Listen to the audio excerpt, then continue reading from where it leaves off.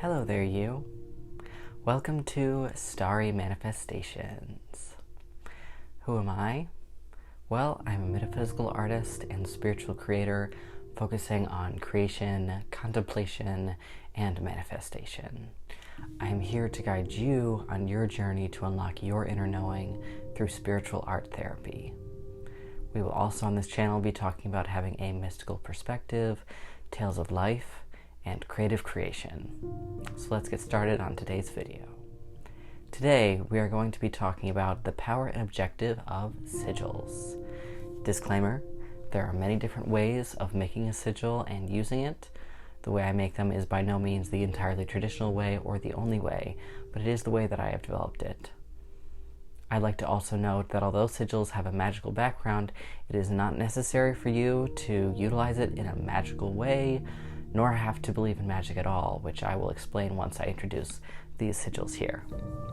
So let's talk about some of the history of sigils and its differences and similarities with what we use them for at Starry Manifestations. Sigils. What are they, you ask? Fundamentally, they are symbols of power. Nowadays, it is used for manifestation purposes, but when it was first conceived, it was for something rather different. It seems that when sigils were first created, they were a part of medieval ceremonial magic, in which specific sigils, or symbols of power, were used to call upon a certain spirit. As time went on, closer to the crossover of the 1800s into the 1900s, it is known that a gentleman by the name of Austin Spare conceived of sigilization as having to do more with the dealing of the internal subconscious aspects of ourselves, rather than being a source for contacting external conscious entities. In the late 1900s, chaos magic was born, partially based on Austin Spare's line of thought. There, the goal of sigil creation turned to goal manifestation. There are a couple of different ways of going about creating one by that tradition, but one method is to, for example, write out in a specific and precise way what it is that you wish to manifest. You take away certain letters and are left with a select few, from which you might turn them into numbers, or afterwards put on a little grid, and connect the letters or numbers in such a way that it comes out looking like a little glyph, scribble, or symbol. Alright, history lesson over. I studied about these symbols of power, but a couple of things were lacking for me concerning the method.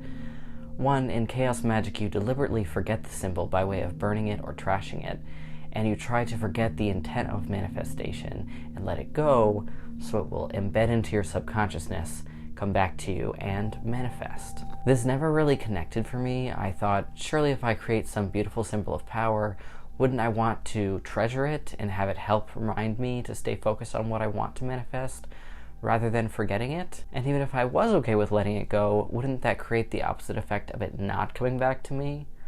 This was just my way of thinking and preference, but through further research, and particularly through reading Laura Tempest Zakharov's book on sigil witchery, which I highly recommend, I will attach the link below, I came to the conclusion that it really is up to you how and why you make it, and what you do with it. So, where does that bring us here at Starry Manifestations? Allow me to open the door and welcome you in. With these pieces, I like to bring you to a place of beauty, internal reflection, and enchantment-like focus. Creating these sigils really has turned into a process of a few things besides trying to manifest a particular something. It has opened me to having a non-judgmental mindset when it comes to creating, and through the contemplation of these symbols, I have come to witness perspective shifts in how I view things, as well as what manifestation essence is to me, and I want to share that empowerment with you. If you'd like to know more, I'll be posting videos related to that, what I'll be doing here at Starry Manifestations with you, what these symbols mean, as well as talking about having a mystical perspective on life and how we can utilize it. I'm really looking forward to any engagement you'd like to share my way. Today's comment question is, if you could create a symbol of power, what would you want to manifest? Please do like, comment, subscribe. Also, please do check me out on Etsy, Facebook, Instagram, and Pinterest.